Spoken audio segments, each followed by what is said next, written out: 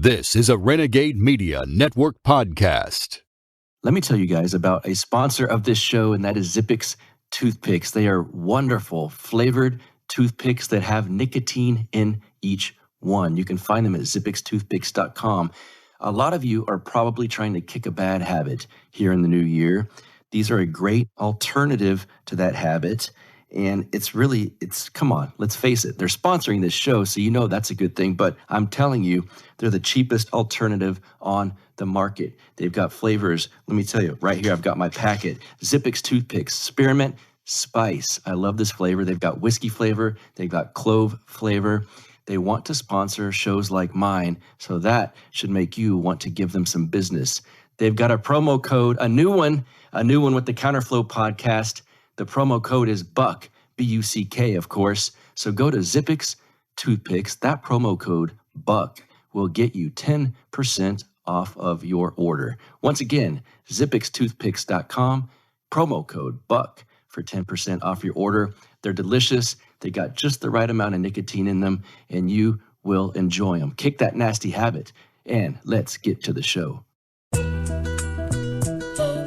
You are now listening to the Counterflow podcast, a place for dissonant voices and unapproved opinions. You get split in fucking half, cause I call him the hologram wrath. But I am the center inside the placenta of math. You clash with cyanide gas and die fast. Rhythmical equivalent of solids, liquid and gas. We smash your sinus with the power of Lord Titus. But I am the virus inside of the iris of Cyrus. Here is your host and humble narrator, Buck Johnson.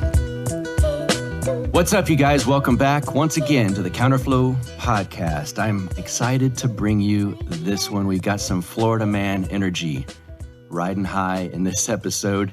You know, the great Murray Rothbard was not only known for his brilliant work, of course, on economics and history, he was very good at writing about and talking about political strategies, especially in the 90s. Some of that stuff is just wonderful. I love reading that stuff. You guys know that in the Rothbard-Rockwell report throughout the 90s. Murray wrote a lot about political strategy. And taking a page or two from the brilliance of Murray Rothbard's political strategy writings is my friend Tho Bishop. I really think that. He works for the Mises Institute, which you already know at that point then that he's going to be great on economics and history. But I really think he's outstanding in his discussions and writings on political strategy. And so we're going to get into just that today. Of course, we're going to touch, the guy lives in Florida. You'll see his Florida man energy throughout this, but damn, his state's pretty free. I'm a little bit jealous, I must admit. I mean, I think we're kind of free here in Texas, but it ain't Florida, let's face it. So we get into what's going on in his state, some strategy discussions regarding the LP, to LP or not to LP? That is the question we might get into. Things of that nature, and I think you guys are going to enjoy this conversation. You know Tho Bishop from he's half of the great podcast, Rothbard Radio, the co-host on there with Ryan McMakin. Wonderful, wonderful podcast. I highly recommend that. I listen to it every week. He's an assistant editor for the Mises Wire. Before he did that, I never asked him about this stuff, but he was Deputy Communications Director for the House Financial Services Committee. And with me now is the Florida man, Tho Bishop. Tho, welcome to the show. How are you? Thanks so much for having me on, Buck. Yeah, man, I'm glad to get you on. And I say the Florida man thing, I'm being serious because I know that you're proud of that, and I'm in Texas, and I'm kind of proud of that, but we still have some stuff that's not good here, aside from just Austin itself, but some rules. I can't have 11 people in my own yard right now without my mayor signing off on it. But I get kind of jealous when I see your governor speaking on TV. It seems like you've got a good thing going right now. Talk about, how free are you guys there as far as COVID and all this stuff? And I know it seems like DeSantis is the open guy. Is that really how it is? Here in Panama City in the redneck Riviera, I mean, you would walk around and the people with masks are very rare. Like, I mean, you could, my day-to-day life, like, you know, it's so disconnected to what I hear other people Because there's pretty much no difference now than the way that I was living a year ago. And maybe it's slightly longer than a year ago. I can't remember exactly when this craziness really started now, but it's incredible. And I know that saw some reports that they did a GOP event in Texas, and that when they mentioned Ron DeSantis' name, he got greater applause than Governor Abbott over there. So I think that you have a lot of people that are kind of yearning for that Florida man freedom. And so, of course, seeing all of the punditry, bagging on Tom Brady for going maskless and for being so concerned about all the people in Tampa not abiding by CDC-approved social distancing guidelines. This is why we're the center of civilization right now. So, man, I'm jealous. So you guys, can you go in stores and everything, and it's maskless? Yeah. It's a little bit different down in South Florida or Central Florida. I've done that for travel, and some cities are a little bit more strict. Some businesses down there are a little bit more strict. But the great thing is with DeSantis is that he's actually declawed the ability for the municipalities to impose fines. Okay. So mostly it's kind of a corporate sort of driven thing. And I was over in Pensacola, and Pensacola is kind of weird because you have a large college town there, like the downtown area of Pensacola. There was a big theater like downtown that had like a Black Lives Matter thing, and so it's a little bit different than most of the culture there. But like you'll have like multiple signs on the doors. You walk in, like nobody's wearing a mask, and so I'm glad to see that there's pushback. Even when some of the businesses are more proud about trying to display it, there's still just a culture of noncompliance there, which is great to see. Damn, that's amazing. Do you believe DeSantis has further aspirations beyond governor of Florida? I wouldn't surprise me. He's an Ivy League guy by choice. I mean, I think he's always kind of been politically ambitious. But one of the things though I think is really great about this past year is that I was a DeSantis fan in the primary where he was going against Putnam, because Putnam was the absolute worst. I mean, like he was an 18-year-old GOP all-star in the Bush days, and like his entire thing was, he was a product of the Bush era, and like in Congress he was like the worst Republican voter. And so I liked him as a contrast to that. But the past year, I think it's kind of like in Dragon Ball Z, right? Where like a Saiyan gets beat up, like he becomes stronger and stronger. Mm-hmm. The amount of like arrows that he's taken from the media and from the policy experts and things like that, he is a better politician now than he ever was in Congress. And like he always had good instincts. He always had this uncanny knack of surrounding himself with right people. He was a Freedom Caucus guy. He was around Matt Gaetz, etc. But he has you see it with the way that he takes on the press. And one of the great things he did, because it's much harder to just like open things up in Florida than in South Dakota. You have a large retirement population. My great aunt, she's in her 90s. She's down in Miami. She's very conservative, hates taxes. Great. She's still so, she still gets her news from media. And so she was really concerned about COVID in spite of everything else. So that's a difficult landscape to deal with politically. What he did is he built his entire he brought in experts, kind of like the Great Barrington Declaration people, those types to come in and provide an intellectual defense on top of the freedom defense, on top of the economic defense. And I think he recognized how awful the policy expert apparatus of federal politics is. And this is even further radicalizing. It's like, no, I'm gonna fund my own experts. I'm gonna build my own institutions, right? And so he is a much better politician now than he was a year ago. And I think that what that means for his future political aspirations gives me some hope. Yeah, sure. And one of the things that gives me some hope, kind of in our world, I believe you have a position within the Bay County GOP, correct? Yeah, I'm kind of getting into the dark arts of political machinery, which has been interesting. What is that group like there? I mean, I saw a speech online that you gave them, and you're basically kind of delivering Rothbardian themes in your speech and stuff and things that a lot of my listeners, of course, would find very appealing to a GOP group. What's the feedback you get? Yeah, and this was a normal group. Like it wasn't something that I've kind of like stacked with my own people, and it's kind of my own social club, but with the R name, right? And this is just something that I've been able to build on for years now. And it's not that I'm coming in and doing something particularly crazy. It's a lot of it has been what I think are the real gems of the Trump era. So for example, in 2017, I gave a talk right after Trump's election. where I went there and said, look, like, we've just had this big victory, right? Trump won, our guy's in the office, but we need to recognize that we're not going to get any conservative victories from DC at all. That, the Bush administration, it took one term for, the Department of Homeland Security, which Bay County Republicans would have been okay with, right? Back in 2001, 2002. It took one term for that to be used against our people, right? The Obama administration. No, if you have a Gadsden flag on your back of your car, you might be a domestic terrorist. If you talk about the Fed, you might be a domestic terrorist. What is old is new again. And they were already kind of getting onto it. I mean, the amount of, again, and that was before I was running this club. I was still up in Auburn most of the time. And I had people coming up to me saying that was a great talk. And then I had started, people that were like Rick Santorum supporters in 2008, 2012. They're now out there talking about, we need to get rid of the FBI. And, it's because they recognize that, okay, for one, like they were against Trump, but then they're taking it to that next level. It's like, look, if they can do this to Trump, they can do it against us. There's a doctor here, Dr. John Ward, doing great work on the COVID stuff. Like the COVID, again, that was his radicalizing moment. He gave a talk to my group, fantastic stuff. He and Tom Woods would get along together great. He's now out there talking about like the importance of jury nullification because he's recognizing that we can't even trust our justice system, right? Nice.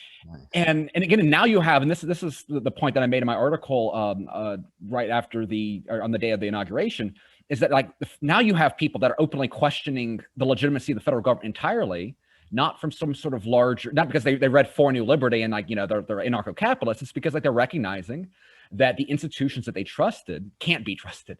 And so all of this has created a situation where I can walk into, I was in Walton County this weekend at a Matt Gaetz event, and like, these are not people I've interacted with at all. I'm in a conversation. I'm the normal one now, right? The Liz Cheneys yes. are the crazy ones. Mm-hmm. And it's just, it's a tonal change at a very basic member level. That's so interesting to watch. And again, being able to be here and within dealing with these people on a day-to-day basis, that gives me so much hope. Is the normal boomer Republicans I'm around are more radical than a lot of libertarians out there. Yeah, that's good. And I've grown over the past, a lot of years, but certainly the last 4 or 5, the whole landscape politically has changed. And I was a delegate for Ron Paul in 2007-ish, 2008, whenever that was. And we had to work within the Republican Party. And I got down, I think that, some of these terms, I know you're more familiar with them than me. It was like the senatorial delegate thing or convention or something, and locally in Texas, and it was giant. And I got there and it was so eye-opening that they did not want us there. And it was disheartening. And then, so when the 2012 Ron Paul run came along, I did I played music and did some events for it, but I was like, I'm not being a delegate and all that stuff. I'll vote for him in the primaries. And I told myself after that 2008 one, I'll never vote Republican again. I'll never have anything to do with these people. That this was their shot. They don't want it. And then obviously you have to move with the times. And I think I was talking to Jeff Deist about this a few weeks ago. It seems now that a lot of the grassroots GOP people are very open to some of the things Ron Paul was talking about 2008 and 2012. And like you said just now, like my message is normal. And the people like Liz Cheney, who were ruling the roost, their message back then, they're getting a lot of hate. And so I'm glad that you see that. And for my listeners that aren't very familiar with you, how would you describe yourself politically? Because there's going to be some going, wait, is this just some kind of Trumper? How describe your politics? It's that's a kind of a question I've been kind of grappling with, and I think Jeff Deist has been the same. Is that I don't think that my views have changed a great deal. I've become a little bit more nuanced on topics like trade and immigration. Not that I think not that it's changed on the merits and the benefits of immigration or trade or things like that. It's simply recognizing that the American empire that we have, things that are talked about in terms of free trade and free, that's not really what it is. And so I've gained a little nuance on the edges, but I'm still a liberty guy. I still think Ron Paul is right about everything. But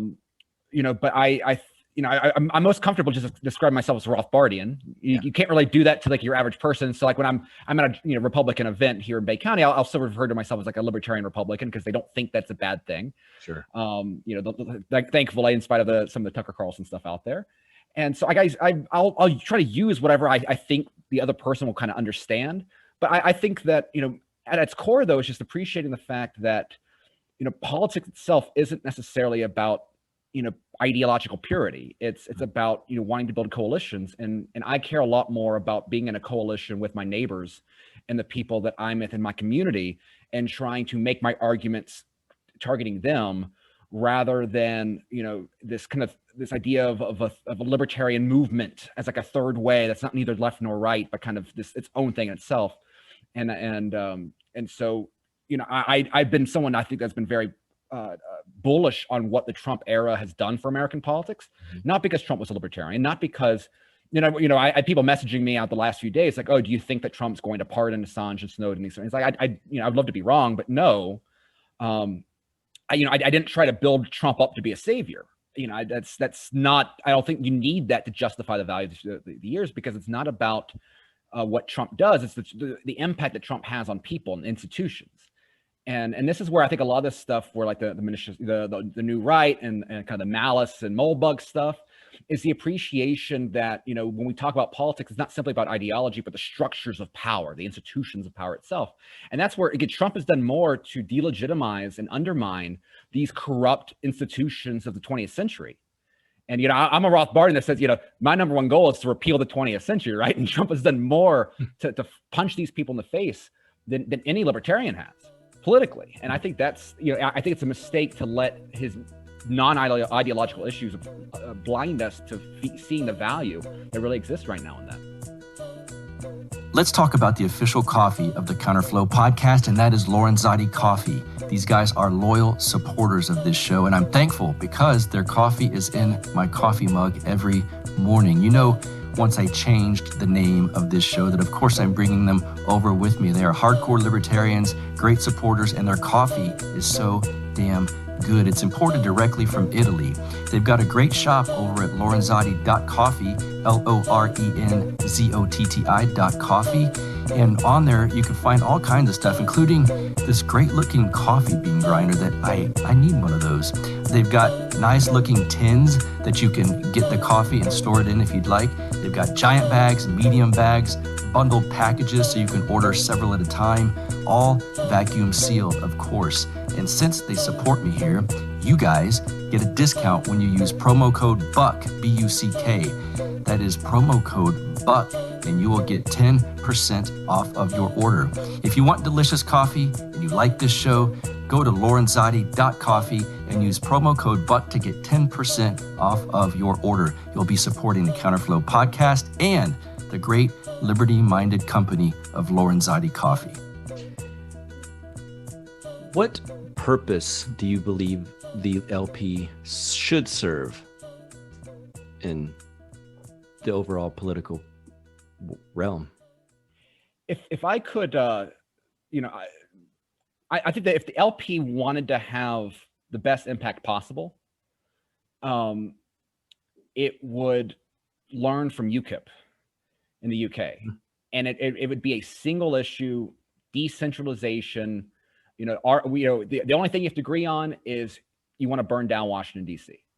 You want secession. State secession. I don't think there's any will for that. I think that, I don't think the LP is going to become that. I think there's a lot of Mises Caucus people that don't want that. They view the LP as best as kind of an educational viewpoint, as like we're going to give a very pure, And I appreciate the sentiment of it. We want a Misesian, Rothbardian, however they define it. There's some disagreement within there too, I think. But we want to use this as a pure messaging point for what we think libertarianism is.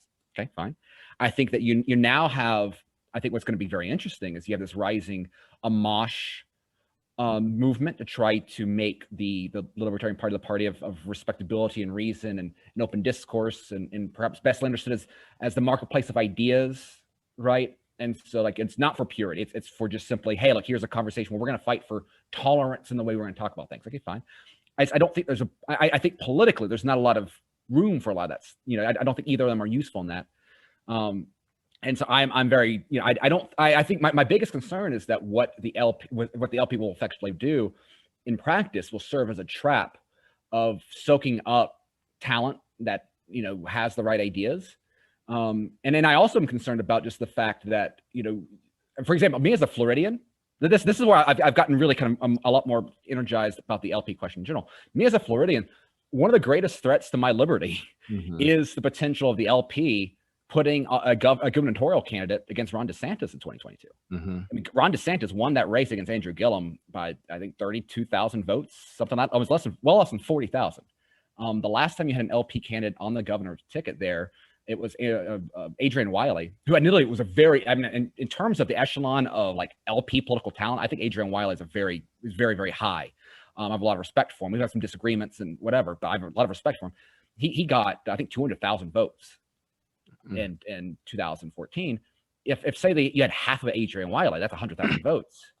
I feel that you would have had good chance of Andrew Gillum right now. And so like that's one of the things that scares me is that you have people that simply vote on name recognition on a partisan landscape on the Liberty side as the capital L.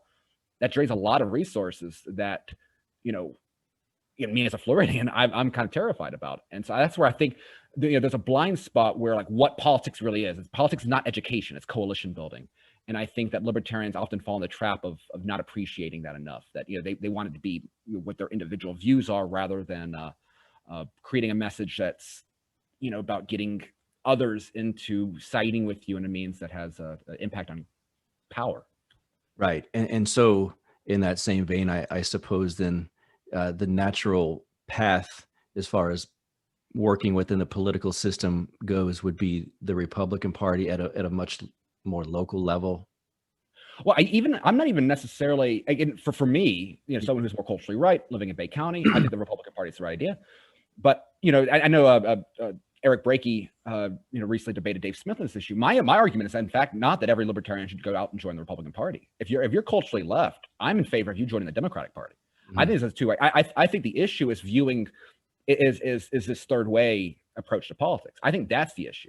I think you have a lot of people that their career peaked during the Ron Paul days. Yeah, their relevance, they've never had more relevance than speaking at like LibertyCon or Yale. Some of these events that were just kind of and you always had a lot of diversity with that. Students for Liberty was usually more culturally left, at least in the U.S. A lot of based right-wing libertarians in some of the international organizations that I love. A lot of Hoppians in the African chapters of Students for Liberty, which I thought was always great. But it was the entire goal was kind of built like, okay, we're going to be neither left and right and try to. I think that's the larger issue. Is that if you're culturally left and influence on the left side, but also be aware that again, if your interest is politics, then politics is not simply showing up to vote once every 2 years. That there's this entire operating system of utilizing these organizations that do exist in that scale. And I think one of the really cool things, and this is where I think one of the biggest undervalued contributions from the Austrians is our political thought. Because Murray Rothbard's analysis of 18th century politics, I think is great.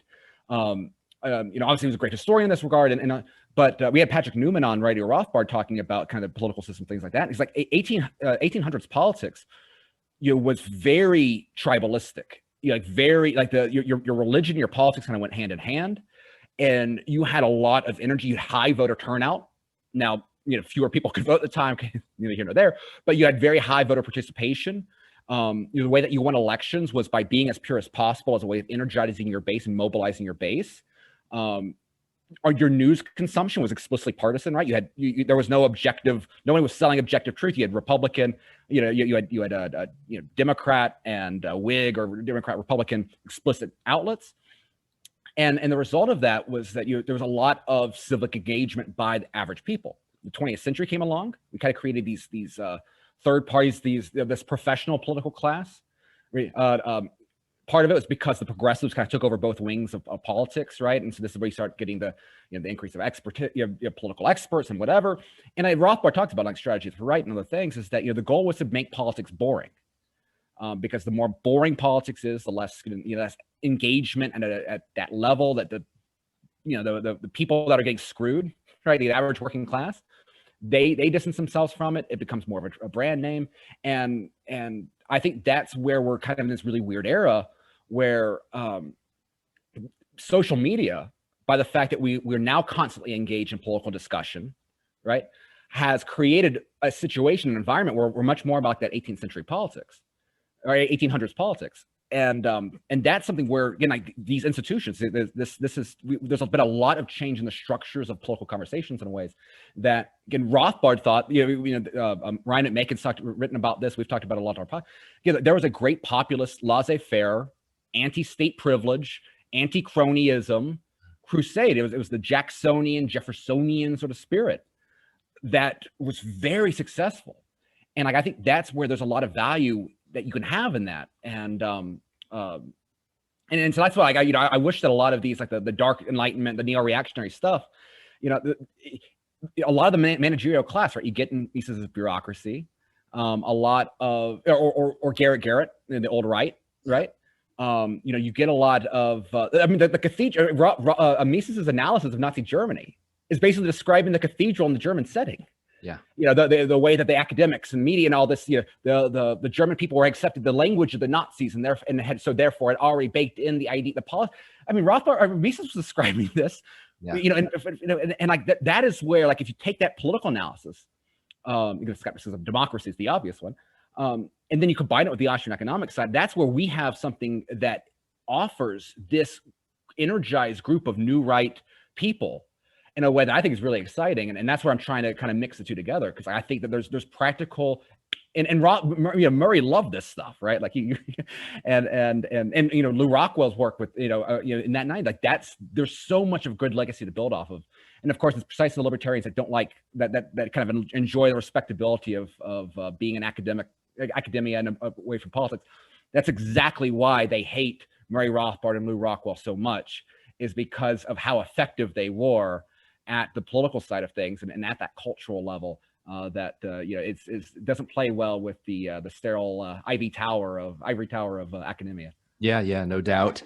You mentioned it a while ago. A few weeks ago, there was a debate on the Lions of Liberty podcast between Dave Smith, the great podcaster and comedian, and Eric Brakey, who I believe was a senator from Maine. Is that right? Yeah. And he was very much in the Ron Paul Republican libertarian mode. Let me ask you, what did you think? I just want to get your thoughts on the debate, and what do you think should have been said? What would you have interjected, or just get your thoughts on the debate in general? Well, it was a fun debate to watch. I mean, that's the nice thing, is that when you have two people that have something real to say and have passion and are intelligent people, that always makes it easier than some of the beat downs that Dave has offered to the loser brigade out there. I think that one of the things that I think Eric tried to bring it up, and I think the conversation just kind of, I think, became too focused on presidential politics in particular, and is really the impact on that state and local level stuff. And at one point, I think David kind of dismissed it, like, oh, well, if the states really stand up against the federal government, then they're going to recognize the raw power the federal government has. It's like, okay, fine.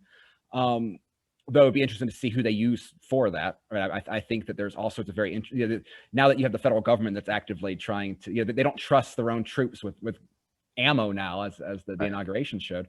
Again, it goes back to, my quality of life has been more impacted by a single election than any other factor, right? Like, and there's so much organization that is on that state level.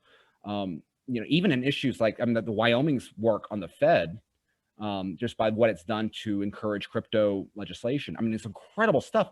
I'm hoping that Florida's going to get onto it now. As the mayor of Miami is trying to, he's tweeting at Mises people all day long. Mises allies all day long in the crypto sphere, trying to attract their business down to Miami.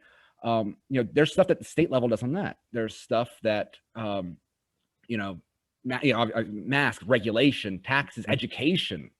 It's interesting. I mean, Ron DeSantis' take on big tech. I mean, he's essentially kind of embracing this empowerment of a toward approach to battling tech censorship, which is what Jeff Dice has been talking about for several years now.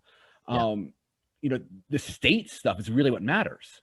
And it's building those organizations where you can have, you can have this sort of outreach. Because if we simply focus at politics at the federal level, I mean, I think we're losing sight of the fact that a lot of the protections can come from these local and state. Criminal justice reform. The best form of criminal justice reform out there is like constitutional sheriffs that are simply say that we're not going to enforce these laws within our counties. One of my favorite, Dar Leaf, I think, is a sheriff up in Michigan. He went so far as to actually defend the concept of the arresting of trying to kidnap Governor Whitner, which of course was a Fed operation, as they usually be. But it's like, oh, did you check with these guys to see if they were offering a citizen's arrest, because that's legal in Michigan? Like, that's exactly what I want in my sheriff. Yeah. So I think that conversation. I think I wish there was more focus on the value of actually winning elections at those levels and the power they have, because I think that's as people that support political decentralization, that is where our power really comes from. And again, I think the other so that is something that I would like to see more engagement with, because I can imagine what a Dave Smith could do. I'm not I know he's like, imagine if you had him aligned with like the New York City Young Republican Club. Yeah. Which, in their behavior, I mean, like they had a gala with Matt Gaetz a few months ago, where they they literally became enemies of the state. The truth says, the governor simultaneously had the governor of New York and New Jersey, wanting to kick Matt Gaetz out of their. Sorry, I got so energized with Florida Man energy. My you did, but that's what it's talking about Matt Gaetz these days. Well, yeah, no, but they they were they're actually putting in living a lot of what we want to see from our libertarian leadership. And I think that when this is such an interesting environment within that camp, like I think that there's a lot of allies that I think we should take seriously when they're trying to they may not align with us 100% of the issues, but like they're doing in practice what we want our side to do. And I think there's something encouraging about that. So this is something that I get people writing me and friends of mine, like what's the best way? And maybe I don't know if it's depending on where you live. This is why I get people like you on here, because you're so good at this stuff. There's a lot of people I know that are thinking, what if this great faction does take over the LP? Should I kind of get on board with that? Should I join? These are people that are more in line with you and I, by the way, not Reasonites and Cato types. But so do I join my local Republican Party in my small town and figure out what's going on there? I think I know the answer to this, but I want to ask you, because I want to get it for my listeners on record from you. What advice would you have in that regard? I think that if you're going to spend the time to, sit in on the county meetings and things like that, to me, like it doesn't take a whole lot to take over at a local rec, right? Like our local Republican Party chapter, the same way that is with the LP and things like that. And so to me, like, if you're going to, a lot of the time and energy is the same. Because like, again, these party apparatuses are, start at the county level, then you have various delegates that work their way up. I think when people talk about, like, I know this was the point that Dave made during the thing. It's like, oh, well, it's going to take 30 years to take over the GOP. It's like, well, Arizona, the party is currently taking, the chair of the Republican Party, they just voted to censor, Jeff Flake, the Widow McCain, Wyoming, the Republican Party of Wyoming, they are now barring any Republican money going to Liz Cheney's reelection campaign. They've since heard officially. Nebraska, I think it's with Bid Sass. It's like we're already seeing this is not a 30-year project. The radicalization, they know who the enemy is. Yeah. And the enemy, I think we passed a resolution here in Bay County going after Liz Cheney. And also declaring Joe Biden as president imposed, which I think is something that I would love to believe that Murray is cackling, at that. this is sort of stuff you once you learn the rules of the game, and you have you have a little bit of creativity, and you have a mission, and you have things that you want to accomplish, then most people in politics are not like, it's incredible the amount of mediocrity in politics right now.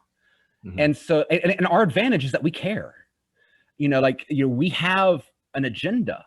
And when you mix the two, this is what the leftists, the hardcore leftists always understood, is that, if you're willing to, I don't think that the gradualization works, for getting rid of the state as it does growing it, right? That's why I'm much more for disrupting federal power than making libertarian power, federal government more libertarian. Like, I think that's nonsense.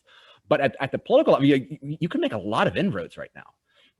Again, and like especially when you have someone like Matt Gaetz, who, his approval rating is probably up there with Trump in terms of the GOP as a whole. Like, there's your battering ram. That's all you need. Like, you could sound like, if you sound like Matt Gaetz, which any libertarian can do right now. Like, because Matt Gaetz is a pretty libertarian guy.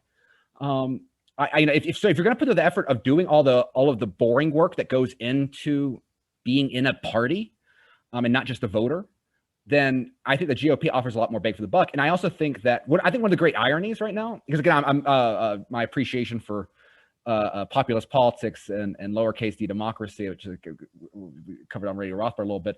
One of the great ironies, I think, is that the Libertarian Mises Caucus has an uphill battle within the LP precisely by the fact that the LP is not democratic.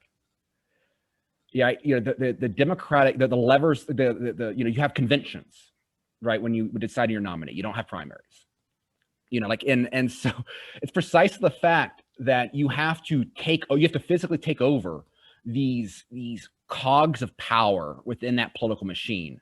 Whereas Trump could come in, run an election, win by 70% in a GOP primary, and like that's okay, I take over. It's a hostile takeover.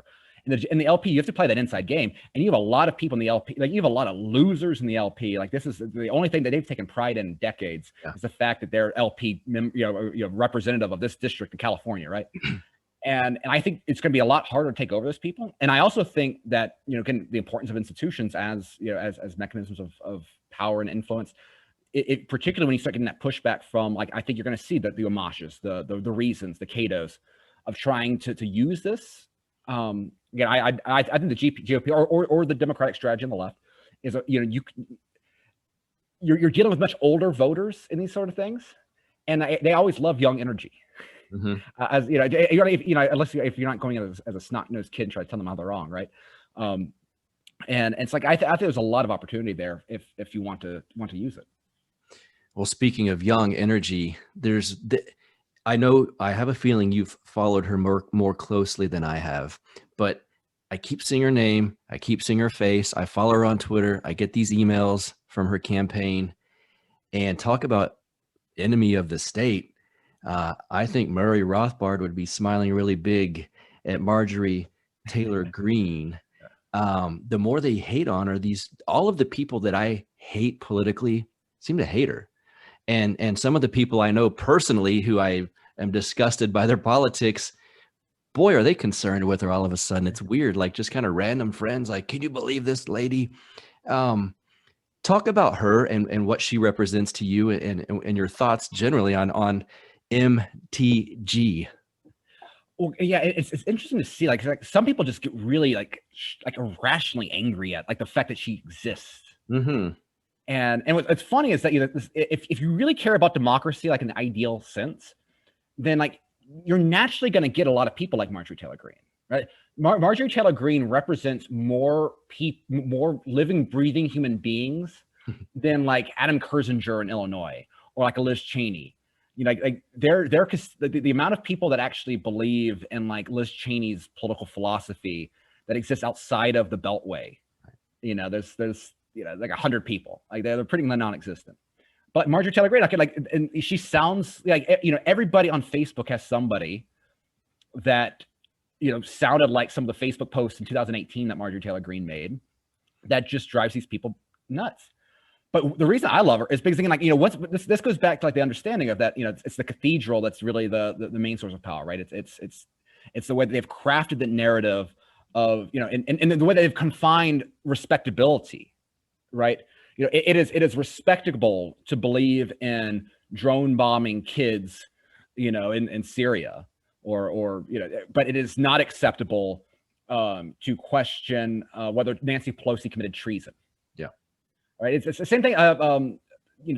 Some of the people they've attacked, like Cynthia McKinney, who was a congresswoman in Georgia, who she questioned the official narrative on 9/11, so she was branded a kook. Right. And but here she had the bravery to stand up against all the security theater and the police state that we were building after the war. I'm sorry, if she's kooky, then I want more of the kooks. I don't want the respectable people. Right. And it's I think Marjorie Taylor Greene is just wonderful, just as a thumb in the eye of these people. And the more they attack her, and for one, again, she won 75% of the vote in her district in Georgia. She is more popular in her district than Matt Gaetz was in Pensacola.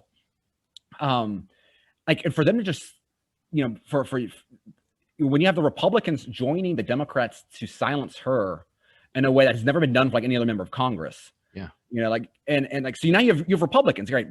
Let's say you have Republicans that thinks Alex Jones is nuts and that thinks she's nuts because of that, right? Yeah, they think she's kooky, but they also know that none of this happened when Kamala Harris was bailing out, rioters and looters and or Ilhan Omar. Yeah. In some of the comments, or you've had a lot of people that have said things that are perhaps sometimes unfairly. I'm not I don't want to try to just say anybody that's criticized Israeli foreign policy is beyond the edge. There's pretty fine there's fine arguments there, but there's things that are generally considered right to be extreme. We're gonna treat Marjorie Taylor Greene as a unique thing here, mm-hmm. and Republicans are gonna go along with this. That again is part of this radicalization where your average Republican voter that might not have any ideological bone in this fight, they say this isn't right. You're failing to honor the very boomerific Reagan say no ill will to Republic. So they're able to use this. They can't convince them that this is okay. And again, this is where the environment is very ripe for showing them directions on where exactly the common enemy is. I got to tell you guys about a great sponsor of the Counterflow podcast, and that is Paloma Verde over at palomaverdestore.com. They sell wonderful CBD products. I'm not kidding. I used their CBD. It's like a cool menthol sports cream. I put it on my lower back the other day because I had some back pains. The stuff works unbelievably. Right then and there, I was so glad that these guys are sponsors of the show. I had to make this commercial, a new one for these guys, just to rant and rave about that sports cream. It's unbelievable. They've got CBD gummies, CBD pet products, of course. Of course, they've got the CBD tinctures, some soft gels, some salve. I've also used the melatonin CBD soft gels, and they're quite good as well. Nothing's quite like that sports cream to me. Nothing. It's just unbelievable. I almost wanted my back to hurt again so I could use it some more. Carlos and Vanessa out of San Antonio, Texas, this is their store. It's a small business. They're willing to sponsor a show like this. They want to give you guys a discount. So when you use promo code BUCK, B-U-C-K, you'll get 25% off of your order if it's over $75. And if it's your first order, sign up for their email list. That's an extra 10% off, combined to a total of 35% off. These guys are wonderful people out of San Antonio, Texas. Support them. It supports this show as well. PalomaVerdeStore.com. Promo code BUCK, B-U-C-K, at checkout. And I'm telling you, get that sports cream. You will not be sorry. Let's get back to the show.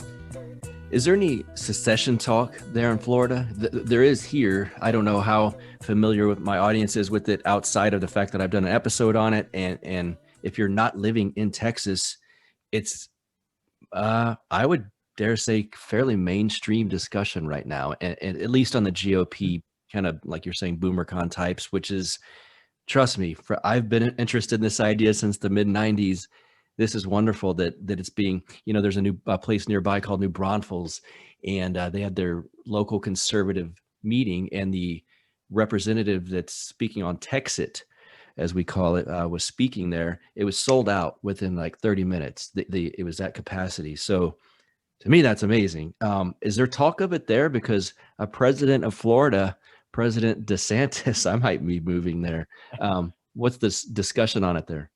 I'm not going to say it's quite as normalized as it probably from what I've seen going on in Texas. We haven't had anyone pass try to do something at the state level yet to kind of even put it on the ballot yet. And so I'm not gonna say it's quite to that level, but I will say that the conversation is becoming, it's coming up a lot more, which is a good thing. Nullification. One of the things that always kind of pops up kind of within this thing is the convention of states talk, which, it's plenty of, probably doesn't go far enough, but again, like these are the ideas of non-traditional political means to try to rein in what they recognize as an out of control problem. And so I know, but it's not just Florida. I was talking with someone up in Auburn, and she was describing how they were going out to, they had dinner with friends, and they're normal people. Like they're not in our kind of unique bubble that we've wonderfully created at the campus in Auburn. And secession came up, and they were all for it. There's a guy here in Bay County that, again, was not a Ron Paul guy at all. We've actually debated on foreign policy, and he brought his own John Bolton mustache to the debate. I always appreciate a good prop, but he took it on his own effort. Like he wrote his own book on the topic because he's now becomes like so motivated by it. And so I think that you are having a lot, it's not quite mainstream in conversation, but it is it's being talked about a lot more within normal circles. And again, I think that and this is only, we're a month in, not even quite to the Biden administration. The more that there's pressure applied, in particular, once you start getting into radical reforms of the political process, things like HR 1, which is an attempt to like nationalize some of the election law changes that the Democrats like. If that happens, that's going to be a major deal. Kind of in a way that gun rights historically has been kind of been that red line. If they bring in DC as a state, which is one of the most incredible ideas, just this dangerous ideas out there. A lot of those, court packing. If any of those things come to fruition, then I think that sort of talk is really going to take off. And that's one thing though that it's kind of built in that Texas DNA in a way that it's not quite there yet for Florida. But hopefully, I know that the history of the entire Gulf Coast area, the Knights of the Golden Circle, and all sort of great, I think it was West Florida, the Republic of West Florida. I think it was like Louisiana, a little bit of Texas over there. So I think there might be a common Gulf Coast cultural aspect there that we just need to kind of bring everyone together on. Also, before we go, I by the way, amen. Yes. But before we get out of here, I got to get your take on the whole Reddit GameStop thing that happened. For me personally, I am not well versed in stocks and stuff like that. I've got this Coinbase app with Bitcoin stuff in it, but what I do understand of it, what a beautiful punch in the gut to just kind of pieces of the cathedral, if you will, by a really organic grassroots movement. And just to think that technology is getting so much more developed and it allows for these organic movements of kind of decentralized attacks on power, we could say. And it's going to be like whack-a-mole, in my opinion, where they're like, all right, shut this down over here. It pops up over here. At some point in my mind, the elite, the cathedral, whatever we want to call it, they can't stop movements like this. And so what did you think of that whole deal? Yeah, I think that it's, again, much like Trump, I think that the reaction to it is where the real value is. Mm-hmm. And the entire idea of like, okay, we're just going to keep the stock of GameStop up at a high price never quite made sense to me. It's like, obviously this is not going to end well. Like, I understand like it's not about the money, it's about the message. But for a lot of people, it was about the money. So like, so I do feel bad for the people that kind of, may have kind of got hurt there at that normal investor standpoint. But the fact they had to change the rules, the fact you had the corporate press defending the changing the rules, the fact they saw that Elizabeth Warren's first concern was market manipulation and not the fact that it was changing the rule, not the realtor or the normal investor. The fact that, all of this, it was just and of course, I mean, the peak of it was the stupid Jimmy Kimmel remark about like, oh, maybe these are Russians. Like, you just totally jumped the shark. And so like, that's all wonderful. Like, that falling apart. And what is going to be interesting now is that I think a lot of that momentum has now gone to Dogecoin and Bitcoin more. And like the more that you have people, normal people, looking at the financial system, I think the more they kind of smell a rat. And that's what, like, I mean, I think, perhaps the most significant living Austrian thinker right now is really Seyfedin Amos with the Bitcoin Standard. And again, that product I think is great because, it's like a genuine, like, kind of Mises Institute product, in the fact where, like, he credits that, he went to Mises.org and read that stuff and read Salerno and then created something of his own outside of that. And it's a beautiful thing. But what's great about it is that, like, it not only, highlights the way that the government taking over the money, how it's fed, the century of total war, the fact that it's created this, but also the cultural consequences, right? That it has incentivized short-termism, it has destroyed so much beyond simply in pure economic terms, where again it kind of synthesizes a lot of the Hoppian understanding, the Holzman understanding, and from doing so, it's created this entire really interesting and smart crypto Bitcoin. They would safe would get on me, but this Bitcoin intellectual thing where they they're seriously discussing like QJAE articles, and Holzman's work and Hoppe's work, and so all of that, the more that people are recognized that the financial system, that we're living this financial clown world, and then they just scratch the surface to recognize the cause of it, and then they can kind of recognize that, okay, well, Bitcoin might be the biggest weapon here. This is one of the things, again, politically, I think the future of populism, both in the U.S. and Europe and elsewhere, is monetary populism. It's the creation of private money as a rejection of New World Order money, however you want to, the globalist money. And so I think all of this is kind of just planting the seeds in ways that I find very interesting. And again, it creates opportunities from a policy level where, again, like the state stuff you can actually give yourself great advantages here. And so I think it's all, again, we're living in a fascinating political period, and I think that's instead of embracing any sort of reject the black pill, retreatism, one of the great articles I've passed around to a lot of people, even if is Murray Rothbard's On Resisting Evil.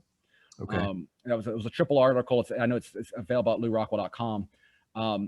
That I think is just, again, Rothbard's political strategy in the 90s is just his work on that. We're just so lucky that we don't have to originate much.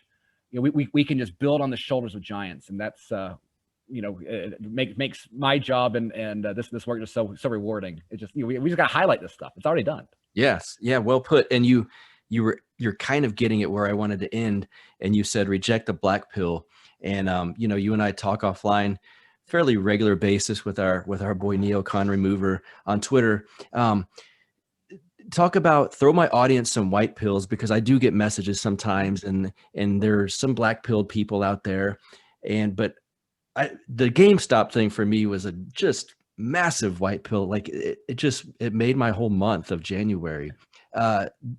Give my audience some advice, some optimism, some white pills that we can end on. For one, if you own a little bit of Bitcoin, I think that's going to be a growing white pill when you see the numbers go up. Just today, it's been incredible. Yeah, and you're going to have a lot of momentum going there. I think that when you recognize, one of the best is just interacting with people in your community. Like nothing gives. I'm so lucky to have people, good people here in Bay County, that I can have genuine conversations without any sort of censorship. I'm not having to try to dumb it down.